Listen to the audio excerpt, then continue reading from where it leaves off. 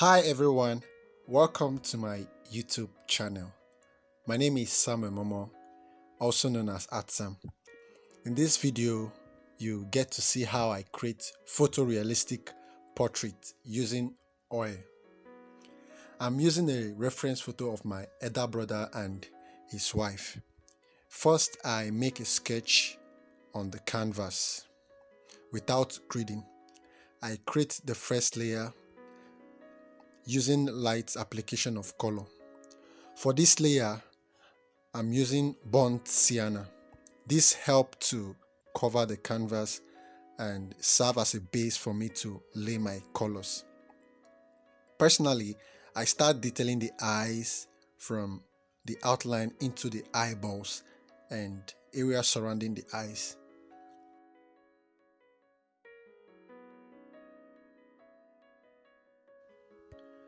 The eyes is always the focus of the human face, therefore it needs close observation.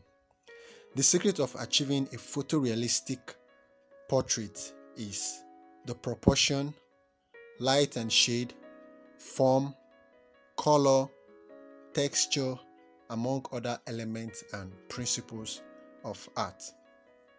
Once they are in place, it gives the portrait a rich look and avoid making it to look flat.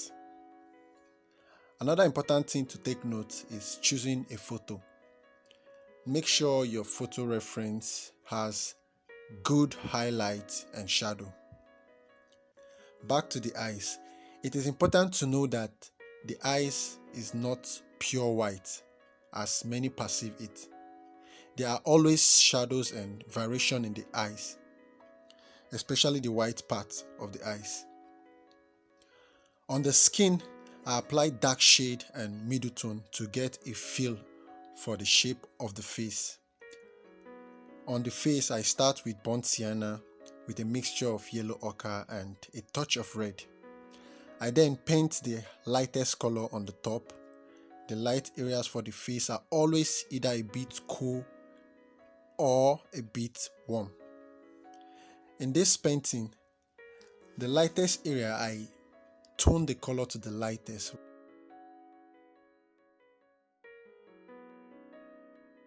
As I progress in laying the different shade of the skin, I detail alongside. I can do that in different ways. I can choose to work all through with the second layer before detailing, or apply the second layer and detail. Take note, while you paint, make sure your eyes is not off the model or reference for long. So if there is any adjustment, you could quickly correct it. On the hair, I like to start with the dark part of the hair first and layer up to the light area. Let me remind you on the background. In most of my portraits, the background comes first before the figure, and sometimes vice versa.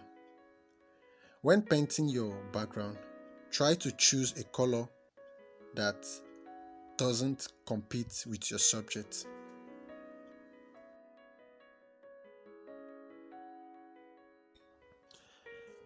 Another important thing to take note is the mouth, especially a smiling mouth. One, in most cases, the upper lip is darker than the lower lip. Sometimes you have more of the highlights on the lower lip. For a smiley teeth, try not to use plain white. Make sure you have different tone and then light colors to highlight the teeth. Now let me talk on the hair. The hair, there is a simple trick I use on the hair. Now lay your darkest shade of the hair first. Use it to create the form, bring out the shape of the hair. Then work on the middle tone and then the highlight. So what I do is, for the highlights, I use tiny brush and I use the same tiny brush to bring out the strain hair on the hair. So with this approach, I find it very easy to treat any forms of hair, which makes it to look very realistic. So One thing about painting is be confident, mix your color, try something new. Do not be afraid, because the more you're scared, the more you'll be afraid to approach your painting. Painting the hands and leg has been a very challenging thing for many artists. I can't tell all about the hands here on this video, but I can give a guide that can help. The structure of the hand consists of the wrist, the palm, and 5 fingers. The palm of the hand seems like a box shape attached with 5 cylinder shape.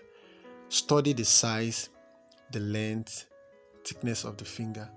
The finger creates an arc. They don't end at the same place. So carefully observe the lines, the form and shape before applying your colors. So you can get more materials online to help you understand the structure of the hand anatomy. Now let's move to the fabric. On the fabric in this painting, both figures are putting on traditional African material, which consists of different patterns and motifs. I lay the dominant color, which is purple, and then create a middle tone of the purple and use it to shade the folds. Then I began to paint in the pattern. I am being very careful in detailing the pattern so as not to mess up with the shape and forms of the clothes. So painting is really interesting. Painting is fun. I really love painting so much. So I hope in subsequent videos I'll create special videos on different parts of the human figure where I can fully discuss them well.